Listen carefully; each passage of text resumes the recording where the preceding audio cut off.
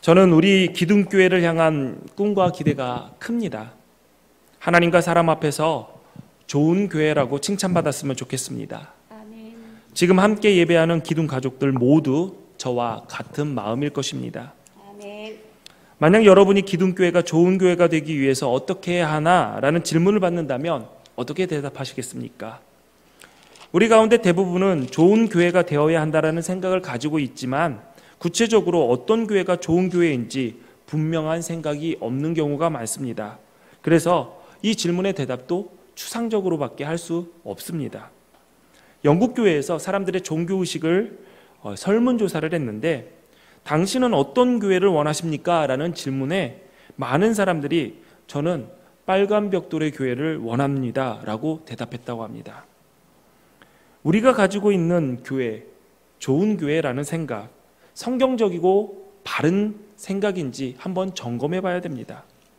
우리 교회는 작년 6월 24일 주일 예배를 시작으로 하나님 마음에 드는 그리스도인의 공동체인 이 교회를 어떻게 세워가야 할 것인가, 어떤 교회가 좋은 교회인가 에베소서 말씀을 통해서 함께 나누고 있습니다.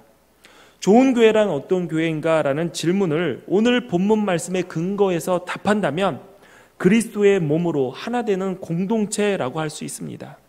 교회가 예수님의 몸이라는 말은 안으로는 교회가 예수님의 영으로 하나 된 것을 지키는 사명이 있다는 것을 알려줍니다.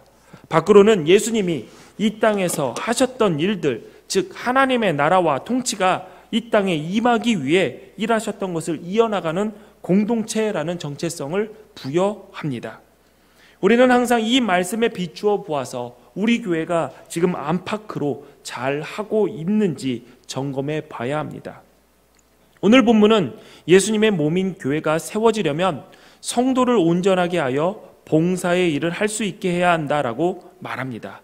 우리 함께 11절, 12절 말씀 읽겠습니다. 시작.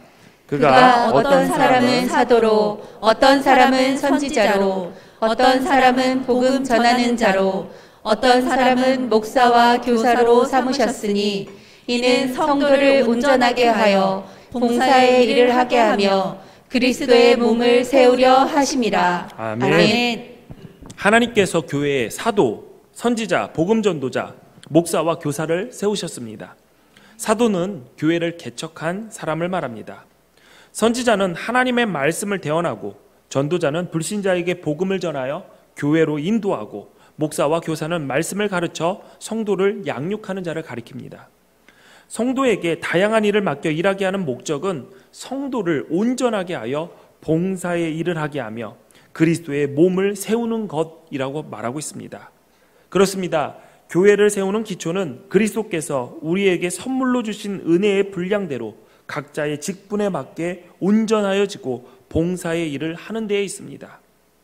오늘날 교회 형태들을 보면 잘못된 형태 두 가지를 발견할 수가 있습니다.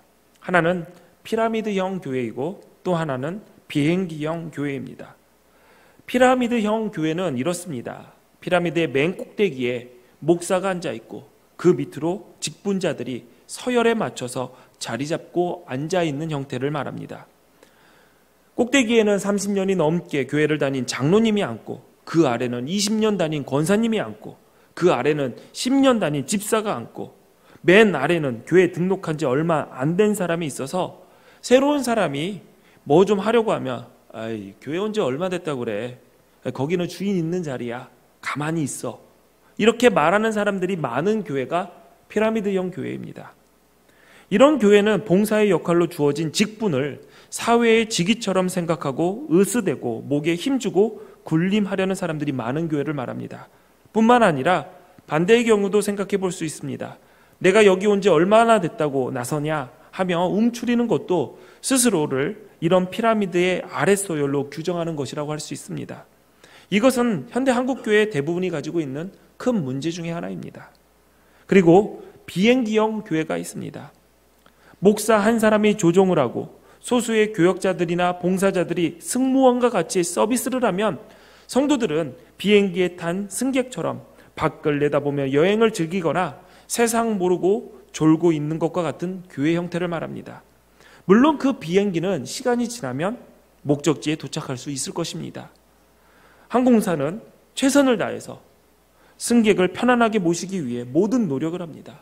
그러니 승객된 교인 입장에서는 나쁠 것이 없죠. 그 비행기의 문제는 그 교회의 문제죠. 승객이 아무것도 안 하는 것에 있습니다. 승객이 앉아서 하는 일이라는 것은 항공사의 서비스를 평가하는 것밖에 없습니다. 여기는 기내식으로 나오는 음식이 훌륭해. 밥이 맛있어. 여기는 승무원들이 도와달라고 귀찮게 안 해서 좋아. 다른 항공사는 이런저런 것도 해준다는데 여기는 왜 안 해주는 거야? 양질의 종교 서비스를 받기는 하지만 혹시 조종사와 같은 목회자에게 어떤 일이 닥치게 되면 그 비행기에 탄 성도들은 큰 위험에 빠지게 되고 승무원의 역할을 하는 봉사자가 점점 줄어들어서 결국 그 비행기는 추락하고 말게 될 것입니다. 피라미드형 교회나 비행기형 교회는 바람직한 교회는 아닙니다. 하나님께서 교회의 목사, 장로, 권사, 집사, 속장, 교사, 회장 등 여러 섬기는 사람들을 세워주신 목적은 모든 이들에게 봉사하는 일을 하게 하기 위해서입니다. 그들과 함께 그리스도의 몸인 교회를 세우는 일을 맡기셨기 때문입니다. 그러므로 봉사하는 일에 내가 열애되었다라고 생각하는 것은 하나님께서 여러분에게 선물로 은혜를 주시고 교회에 속하게 하신 그 뜻과 계획을 반하는 행동입니다. 교회를 세우는 일에 동참하는 것 정말 중요합니다. 그러나 더 중요한 것은 무엇을 세우든 세우기 전에 기초를 다지는 것입니다. 신앙은 두 가지 중요한 요소가 있습니다. 성장과 기초입니다. 믿음은 계속 자라 성장해야 합니다. 그리고 믿음은 그 기초가 든든해야 합니다. 어떤 사람은 잘하기는 하는데 기초가 없습니다. 그럴 경우에는 조그만 시험 앞에서 또 어려움이 닥치면 믿음이 흔들려져 버립니다. 그러므로 기초가 든든하고 잘 자란다면 얼마든지 하나님이 원하시는 큰 믿음의 제목이 될 수 있습니다. 제가 목회를 하면서 어려운 부분이 바로 이 부분입니다. 그렇다면 언제 봉사를 하게 하냐? 신앙의 성장이 없는 가운데 봉사부터 하게 되면 당장은 교회나 성도나 좋습니다. 성도도 이 교회에 빨리 적응할 수 있게 되죠. 교회 입장에서도 일꾼 하나는 더 늘게 됩니다. 그러나 시간이 흐르면 봉사하는 교인은 힘들어합니다. 왜냐하면 내 열정은 곧 식게 돼 있거든요. 교회도 마찬가지로 시험에 드는 일이 많이 생겨집니다. 그러면 성장할 때까지 기다리고 봉사의 일을 하는 것을 나중으로 미뤄야 하는데 그러면 신기하게도 그 성도는 절대 성장하지 않습니다. 공동체 입장에서는 할 일도 많아지죠. 앉아있는 승객들이 많아지면 교회는 힘들어집니다. 주님의 뜻대로 먼저 온전한 성도가 되게 한 후에 봉사를 맡겨야 한다면 할 일이 너무 많아지고 계속 봉사자를 세워야 하는데 어느 세월에 교인들을 온전케 만들고 도대체 누가 온전한 사람이 되었다라고 말할 수 있겠느냐라는 것이죠.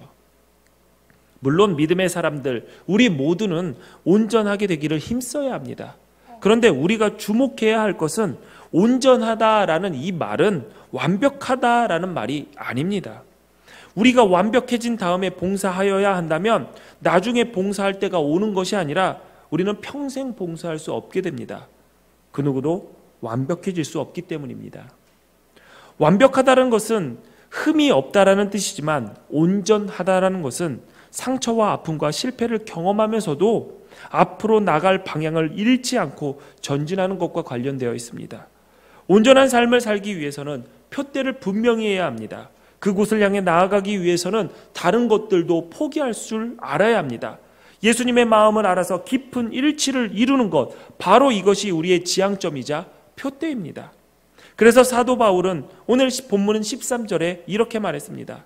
우리가 다 하나님의 아들을 믿는 것과 아는 일에 하나가 되어 온전한 사람을 이루어 그리스도의 장성한 분량이 충만한 데까지 이르리니. 예수님을 분명히 알고 믿는 그 걸음이 우리를 온전하게 하고 그리스도의 장성한 분량이 충만한 데까지 이르게 한다라고 말합니다. 우리는 이 순서를 착각할 때가 있습니다. 온전해지는 것을 내가 그리스도의 장성한 분량, 어느 정도의 레벨이 올려져 있고 무언가 믿음을 믿음이 강해지고 신앙생활을 잘한다라는 그 수준까지 올라가야지 내가 온전해졌다라고 얘기를 하는데 아닙니다. 오늘 본문 말씀은 분명히 이야기합니다. 하나님의 아들을 믿는 것과 아는 일에 하나가 되는 것이 온전한 사람이 되는 첫 번째 발걸음이라고 이야기합니다. 그러므로 예수를 믿고 온전해지는 것은 오랜 시간이 흘러야 가능하다라고 생각해서는 안 됩니다. 온전해지는 것은 시간의 문제가 아닙니다. 예수 믿고 세례받고 그리스도인이 된 지 오래되어도 여전히 온전함과 거리가 먼 사람이 있는가 하면 예수 믿은 지 얼마 되지 않았는데 칭찬할 만큼 온전한 사람들도 있습니다. 같이 목회를 하는 목사님들과 이야기를 하다가 목사님들이 가장 안타까워하고 속상해하는 교인들을 꼽으라면 가장 많이 꼽히는 사람들이 모태신앙들입니다. 적게는 20년, 많게는 4, 50년 모태신앙, 믿음의 가정에서 자라고 믿음의 가정을 이루면서 살고 있는데 온전함과 거리가 멀다라는 것이죠. 그 온전함이 무엇입니까? 하나님을 알고 믿고 그리스도의 몸인 이 공동체에 하나 되고자 하는 그러한 마음과 행동이 전혀 시간이 흘러도 나타나지 않는 것이죠. 온전함을 이루는 것은 시간 문제가 아닙니다. 믿음과 결단의 문제입니다. 교회 출석한 지 10년, 20년 이렇게 지나도 우리의 삶의 변화가 없는 것은 온전하게 되는 것이 어려워서가 아닙니다. 내가 예수님을 알려고 하지도 않고 믿으려고 하지도 않고 이 일을 이루기 위해 공동체와 하나 되어 전진한 적이 없기 때문이죠. 프랑스의 우화 작가 락퐁테는 이런 말을 했습니다. 멀리 있으면 공포를 느끼지만 가까이 올수록 그렇지 않다. 예수님을 알아가는 것, 예수님을 믿는 것, 교회 공동체에서 성령으로 하나 되게 하신 것을 힘써 지키는 것, 멀리서 떨어져 보면 도저히 내가 할 수 없는 일이고 귀찮고 부담스러운 일로 보입니다. 그러나 가까이 올수록 그렇지 않다라는 것을 알게 됩니다. 가까이 온다라는 뜻은 실제로 예수님을 버타여 예수님의 말씀을 읽고 듣고 묵상하고 하나 되어 그리스도의 몸인 공동체를 세우고자 하는 그 마음과 습관을 들일수록이라고 이해해도 될 것입니다. 한 걸음씩 예수님을 가까이 할 때 그분이 우리에게 지혜와 의로움과 거룩함과 구원함이 되셔서 우리를 온전하게 하시는 그 은총을 누리게 되실 것입니다. 아멘. 오늘 본문에서 바울은 성도들에게 서로 다양한 은사를 주었다라는 것을 강조합니다. 다양한 은사를 각각에게 주셨다라는 것은 그 교회가 누구 하나의 위대한 은사 하나로 세워지는 것이 아니라 서로 함께 살아가는 삶을 통해서 든든히 세워진다라는 사실을 알려주는 것입니다. 여기서 우리는 은사와 재능과 헷갈리지 말아야 합니다. 은사와 재능은 분명히 다른 것을 말합니다. 은사란 하나님을 섬기고 이웃을 돌보기 위해 주님께서 주시는 선물입니다. 은사라고 하면은 남보다 뭔가 뛰어난 달란트를 떠오르지만 주님께서 주시는 은사는 조용하고 너무나도 평범할 때가 많습니다. 우리 교회 즐거운 소리 찬양대 찬양 실력은 뛰어납니다. 동의하지 않으시나요? 이렇게 조용해서 저 깜짝 놀랐습니다. 제가 찬양대에 개인적으로 아쉬운 것이 있습니다. 뭐냐면 그 좋은 찬양을 여기 뒤에서밖에 들을 수 없다라는 거죠. 여러분 부럽습니다. 앞에서 들으시니까. 안타까운 점이 있다면 영상으로 녹화하면 현장에서 들리는 소리의 절반도 안 된다라는 것이죠. 그게 제가 아쉽고 안타까운 점입니다. 우리 교회의 찬양대가 이렇게 아름다운 찬양을 올려드릴 수 있다는 것에 대해서 저는 자부심을 느끼고 있습니다. 찬양대원 모두가 천사의 목소리를 가지고 있을 것이라고 생각하시겠지만 사실은 그렇지 않습니다. 찬양대원들 가운데 악보를 보지 못하는 분도 여럿 계십니다. 저는 어느 분이 악보를 보지 못하는 분인지 알고 있습니다. 그래서 가끔 이런 생각도 듭니다. 찬양할 때 저렇게 뚫어지게 악보를 보고 찬양하는데 악보 못 보시는 분이 뭐를 보고 저렇게 뚫어지게 쳐다보고 있을까? 가사를 뚫어지게 쳐다보고 있을까? 이거 농담한 건데 웃자고 농담한 건데 뭐를 보고 있을까 이렇게. 악보를 보지 못하는 상황에서 이 정도로 수준 있게 찬양한다면 아마 음을 다 외울 때까지 연습한다는 이야기겠지요. 찬양대원 중 한 분, 얼마 전에 찬양대원 중에 한 분이 저에게 찾아와서 이렇게 말을 했습니다. 목사님, 저 악보 못 봅니다. 음악도 모르고 노래도 못하고 찬양대에 아무런 도움도 되지 않습니다. 찬양대원이 조금 늘은 것 같습니다. 그러니 제가 빠져도 되지 않을까요? 그때 제가 이렇게 이야기했습니다. 집사님, 찬양대원이 각자 담당하는 부분이 있습니다. 소프라노, 알토, 테너, 베이스, 이렇게 각 파트의 소리를 담당하는 찬양대원이 있는가 하면 얼굴을 담당하는 대원들도 있습니다. 집사님은 소리 담당이 아니라 얼굴 담당이십니다.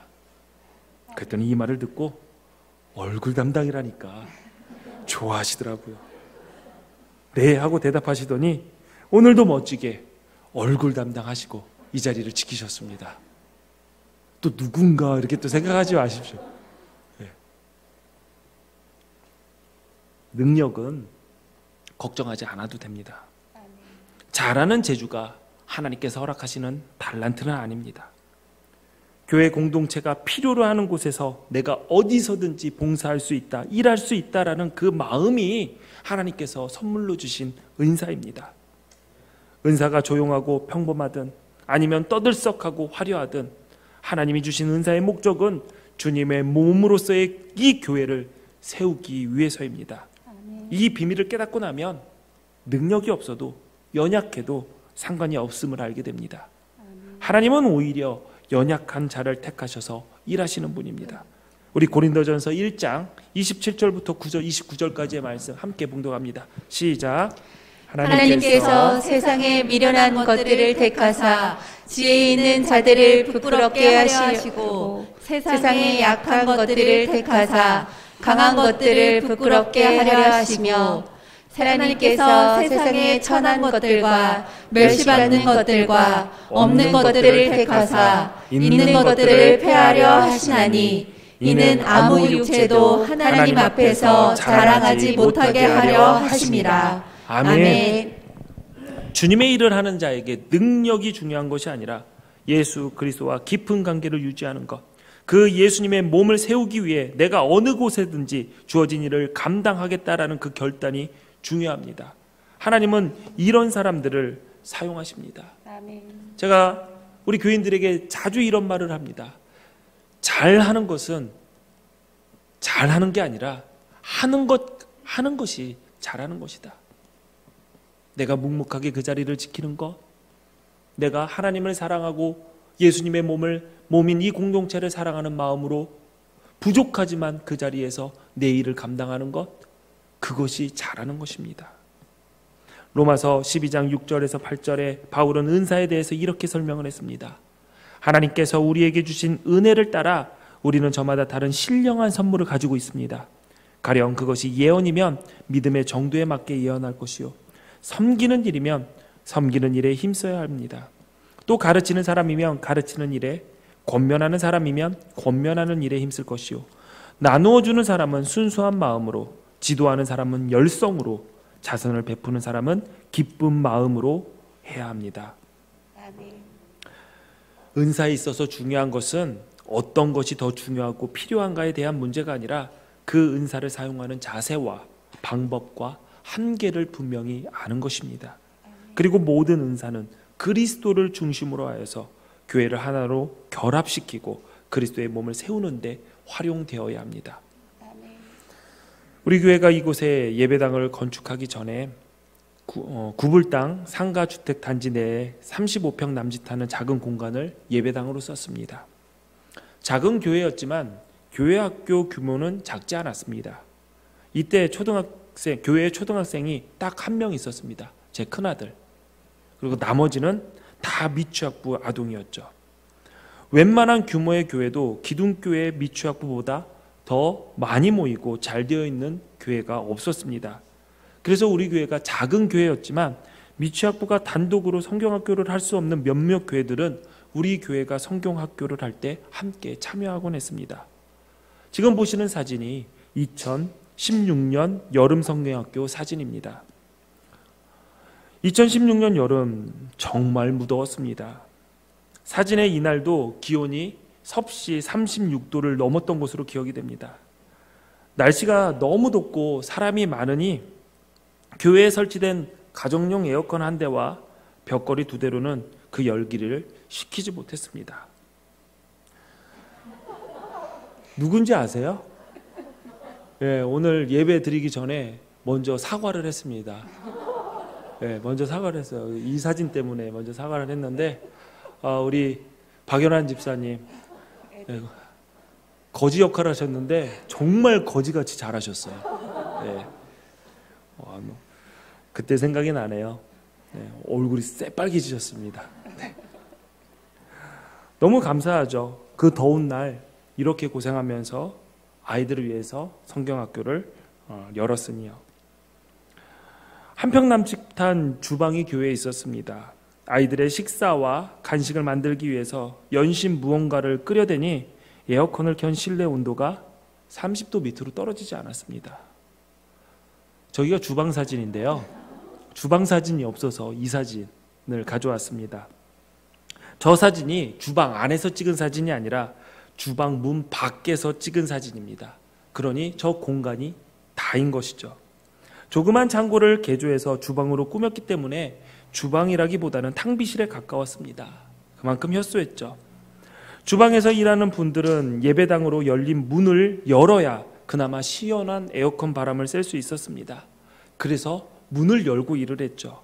그러니 주방의 뜨거운 열기가 고스란히 예배당으로 다 들어왔습니다.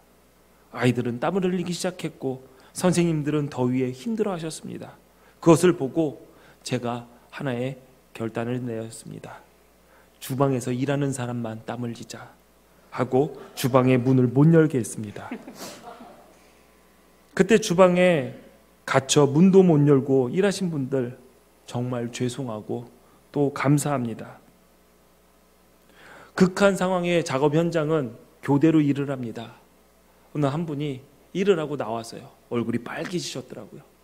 그래서 5분간 에어컨 바람을 쐬면서 휴식을 하는 거예요. 그러면은 휴식하고 들어가면 그 다음 사람들이 나와 이렇게 조를 이어가서 돌아가면서 저는 문 못 열게 하고 문만 열면은 문 닫으세요 막 이러고 그러니까 그렇게 교대로 일을 했었죠. 근데 아직도 기억이 납니다. 한 집사님이 열기가 가득한 주방에 문을 잡고 일을 하려고 딱 들어가는데 엄두가 안 나는 거예요. 무서운 거예요. 그래서 문고리를 딱 잡고 이런 말씀을 하더라고요. 열심히 아이들을 가르치는 교사들을 이렇게 보더니 내가 저거를 할 수 없으니 이거라도. 그래서 문을 열고 그 열기의 현장으로 들어가셨습니다. 저렇게 못하니 이거라도 해야지. 이거라도라니요. 절대 그런 건 없습니다. 그 더위 속에서 땀 흘리며 아이들의 음식을 만들고 섬기는 것이 어떻게 가르치는 것보다 가치 없다라고 말할 수 있겠습니까? 그때 주방에서 수고했던 분들이 지금도 우리 교회에서 매우 중요한 역할들을 감당하고 있습니다. 교사로, 찬양대원으로, 속장으로, 선교회장으로. 여러분, 섬김에는 경중이 없습니다. 또 은사는 분수에 맞게 활용되어야 됩니다. 은사가 사랑 가운데서 선용되지 않고 싸움의 도구로 변할 때, 나를 드러내려는 도구로 변할 때 교회는 갈등에 빠지고 추하게 변하게 됩니다. 고린도 교회가 문제 있는 교회라고 우리는 알고 있습니다. 그 문제 있는 교회의 첫 번째 문제가 은사의 경중을 가르는 일 때문에 분열된 것을 꼽고 있습니다. 여러분, 모든 은사는 사랑으로 조율되어야 됩니다. 사랑장으로 알려져 있는 고린도전서 13장은 사람들이 자랑하는 갖가지 은사를 하나하나 열거하면서 이렇게 말합니다. 사랑이 없으면 아무것도 아니다. 우리가 은사를 활용하여 하는 일은 허물을 덮어주고 바라고 믿고 견디는 사랑일 때 비로소 주님의 몸을 일으켜 세울 수가 있습니다. 사랑하는 성도 여러분, 여러분은 모두 주님으로부터 선물로 은사를 받았습니다. 아멘. 여러분이 받은 그 은사로 서로를 격려하십시오. 아멘. 격려하다라는 말은 기운이나 힘 따위를 북돋아 준다라는 의미를 가지고 있습니다. 북돋다, 라는 단어는 북과 도두다라는 말이 결합된 축약어입니다. 북은 초목에 뿌리를 싸고 있는 흙을 가리키고 도두다라는 말은 위로 들어 올리거나 무언가를 덮어 두두룩하게 만들다라는 뜻을 가지고 있는 단어입니다. 비가 내리면 빗물에 작물을 덮고 있는 흙이 쓸려 내려갑니다. 그러면 농부들은 밭고랑을 돌면서 작물의 뿌리가 드러난 것이 보이면 드러난 것을 발견하여 호미로 그 흙을 끌어올려서 뿌리를 덮어줍니다. 바로 이것이 북돋는 것입니다. 그렇기 때문에 북돋음은 사랑이고 돌봄이고 배려입니다. 격려와 권면은 누군가의 잘못된 부분, 약한 부분, 허물을 찾아내서 지적하는 것과는 거리가 멉니다. 오히려 드러난 허물을 가려주고 혹여나 여린 뿌리에 상처 입을까 조용히 덮어주는 것이 격려입니다. 우리 모두 이렇게 북돋워주는 사람이 되어야 합니다. 그럴 때 낙심하여 흔들리는 이들이 견고하게 서게 될 것이고 그들 속에 생명의 기운이 다시 끌어올려질 것입니다. 주님이 주신 은사로 그리스도의 몸을 세우기 위해 주 예수 그리스도 안에서 같은 마음을 품으십시오. 이 말은 차이를 인정하지 말라는 말이 아닙니다. 하나가 된다. 그리고 같은 마음을 품는다. 이것은 일치를 뜻하는 것이 아닙니다. 내일이면 벌써 3월입니다. 봄이 오고 꽃이 필 것입니다. 우리 교회 화단은 크지 않지만 아름답습니다. 그 이유는 이름도 알지 못하는 수많은 들꽃들이 어울려 시간을 두고 꾸준히 그 자태를 보여주기 때문입니다. 자기와 생각이나 삶의 방식이 다른 이들을 꾸짖고 그들을 동화시키려는 사람들이 있습니다. 물론 타인들에게 해가 될 만큼 잘못된 선택을 하는 사람들이 있다면 꾸짖어 바로 잡아줘야 합니다. 하지만 이런 본질적인 문제가 아니라 취향이 좀 다른 것까지 기어이 교정하려 들려는 사람들도 있습니다. 그것은 일치가 아니라 불화를 조장하게 됩니다. 같은 마음을 품는다라는 말은 일치보다 조화를 뜻합니다. 다양한 것들이 아름답게 하나를 이루는 것. 똑같은 꽃이 쫙 심겨져 있는 것보다 다양한 꽃이 아름답게 조화되어 있는 것은 더 우리가 보기 좋습니다. 우리가 보기에 더 좋습니다. 다양한 직분이 조화를 이루어 그리스도의 몸을 세우듯이 우리가 그리스도의 마음으로 서로를 아름답게 대할 때 이 교회는 든든하게 서가게 될 것입니다. 아멘. 성령이 하나 되게 하신 이 공동체를 세우기 위해서 화목하게 지내십시오. 아멘. 더더욱 예수님과 가까워지십시오. 아멘. 그리스도의 몸을 세우는 일에 승객으로 앉아있지 마시고 일꾼으로 동참하십시오. 아멘. 교회는 그리스도를 머리로 하여 모든 지체들이 서로를 온전하게 하고 사랑으로 연결될 때 비로소 그리스도의 몸이 될 수 있습니다. 아멘. 하나님께서 지금 우리 기둥교회를 이렇게 세우고 계십니다. 아멘. 기도하겠습니다. 전능하신 하나님, 우리를 주의 자녀로 부르시고 주님의 몸을 구성하는 지체로 삼으시면서 각자에게 은혜의 선물을 주셔서 감사합니다. 주께서 허락하신 은사로 일할 때 우리가 온전해짐을 믿습니다. 우리의 헌신이 이 교회를 든든히 세우는 재료가 되게 하소서. 주여, 우리에게 내 형제의 연약한 부분을 북돋을 줄 아는 넉넉한 마음을 주옵소서. 주여, 우리가 예수 그리스도 안에서 같은 마음을 품으며 모든 지체들이 서로를 온전하게 하고 사랑으로 연결되는 기둥교회의 일원들로 서게 하옵소서. 성령으로 함께하여 주옵소서. 예수님 이름으로 기도합니다. 아멘. 자리에서 일어나셔서 준비한 예물을 주님께 드립니다.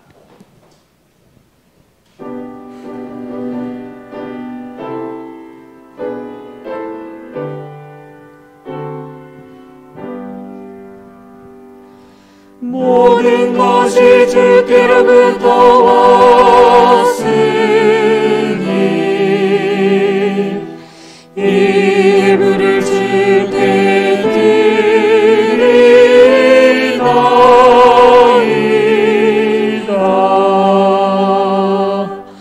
아멘.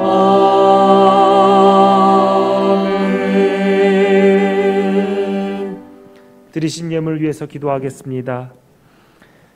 하나님, 세상에 살며 얻은 소득을 구별하여 드립니다. 주님이 주신 것들을 육체의 욕심을 채우기 위해 쓰지 않고 하나님 나라를 이루는 일에 동참하게 하시니 감사합니다. 물질보다 주님을 더 사랑하게 하옵소서. 세상 것보다 하늘의 보화를 더 소중히 여기며 살게 하옵소서. 이 예물을 맡아 사용하는 기둥교회에도 함께하여 주셔서 인간의 생각과 욕심이 아닌 하나님의 뜻을 이루는 일에 온전히 지혜롭게 사용할 수 있도록 함께하여 주옵소서. 우리 주님 예수 그리스도의 이름으로 기도하옵나이다. 아멘.